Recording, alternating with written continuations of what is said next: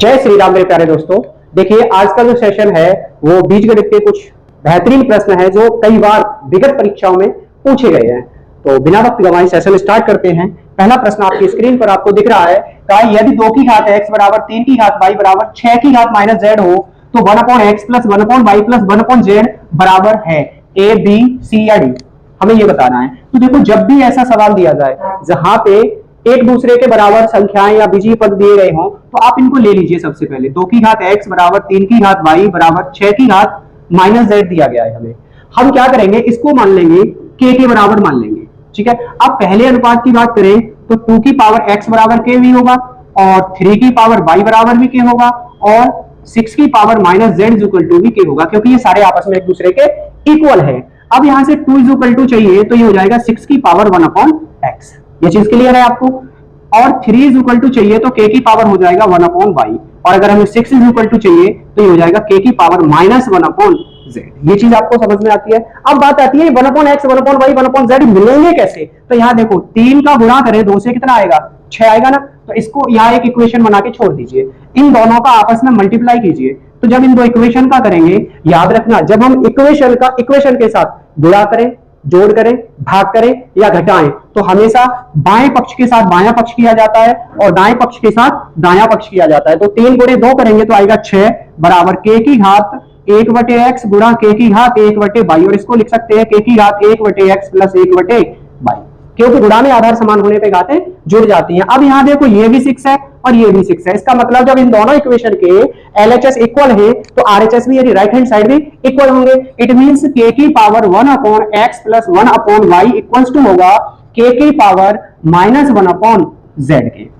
ये चीज क्लियर हुआ। अब देखो दोनों पक्षों के आधार समान है तो उनकी घातें बराबर होती हैं। अगर घातें समान होती तो आधार बराबर होते हैं। तो जब कंपैरिजन करेंगे तो मिलेगा 1/x plus 1/y is equal to minus 1/z। 1/z को जब ट्रांसफर करके लाइए तो 1/x plus 1/y plus 1/z equals to मिलेगा हमें 0। इसका मतलब ऑप्शन नंबर ए सही होगा। अगले प्रश्न की ओर चलते हैं। नेक्स्ट क्वेश्चन है यदि a plus b plus c बराबर 6 और a square plus b square plus c square बराबर 14 हो तो bc plus ca plus ab का मान ज्ञात कीजिए। देखो ये बहुत बिल्कुल सिंपल है। आप यहां देखिए a square plus b square plus c square की बात की गई है और a प्लस b की भी बात की गई है। तो आप आइडेंटिटी को लिखिए, सर्वसमीकरण को लिखिए a plus b plus c का होल स्क्वायर क्या होता है a square plus b square plus c square plus 2ab plus 2bc plus 2ca। ये सभी को याद होगी। अब हमें a plus b plus c कितना दिया, 6 उठा के रख दीजिए, 6 का वर्ग बराबर a plus b plus c का स्क्वायर कितना हमारे पास 14 है प्लस हमसे प्लस 2 कॉमन ले लीजिए, इनमें से इन दोनों तीनों में से कॉमन लेंगे तो मिलेगा ab plus bc plus ca। अब इसको इधर लाएंगे तो 36 minus 14/2।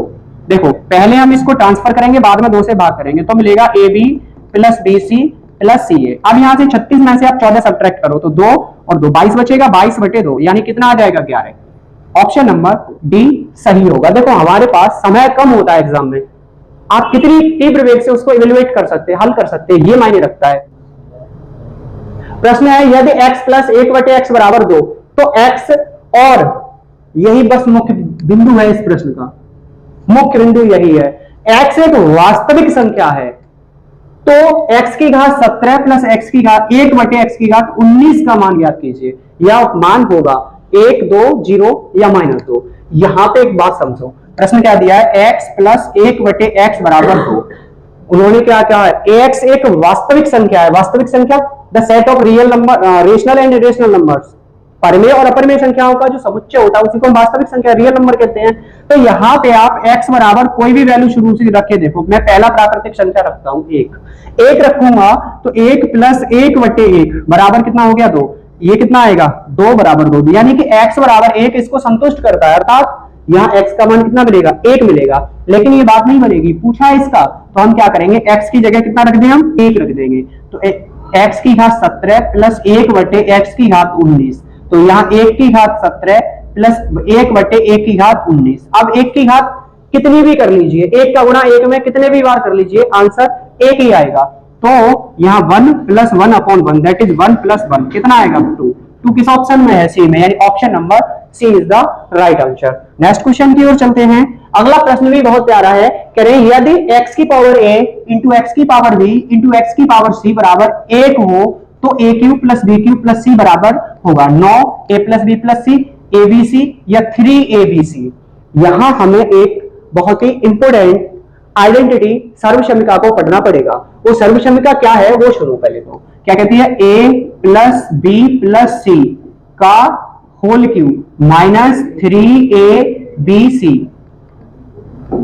a cube plus b cube plus c cube minus 3abc बराबर क्या होता है, a plus b plus c, अगले ब्रैकेट में a square plus b square plus c square minus ab minus bc minus ca, ये होता है हमारे पास। ठीक है, अब यहां पे उन्होंने क्या कहा है, ऐसा तो कुछ कहा नहीं है, यहां पे उन्होंने कहा x की पावर a, x की पावर b और x की पावर c तीनों को उन्होंने 1 दिया है। तो हम इसे यहां से दूर दिया था, गुणा में आधार समान होने पे क्या होता है, घातें जुड़ जाती है। तो यहां देखो x की power a plus b plus c बराबर क्या होगा 1। तो हम इसको लिख क्या सकते हैं, इसको लिख सकते हैं x की घात a plus b plus c बराबर x की घात 0, क्योंकि किसी की पावर 0 होती है तो उसकी वैल्यू 1 होती है। अब यहाँ आधार बराबर हो गए तो इसका मतलब क्या हुआ, a plus b plus c बराबर आ गया 0। जैसे ही हम a plus b plus c को यहाँ रखेंगे 0, इसका मतलब इधर का पूरा क्या हो जाएगा, RHS 0 हो जाएगा। तो यहां से a cube plus b cube plus c cube बराबर मिलेगा 3abc, यानी 3abc किस ऑप्शन में, option number D is the right answer. अगला प्रश्न लेते हैं। प्रश्न ये बहुत प्यारा है, आप इसको बारीकी से समझिए। कहते हैं यदि अल्फा और बीटा समीकरण x square plus P x plus Q के मूल है तो 1 अल्फा प्लस 1 बीटा का मान होगा ए बी सी या डी।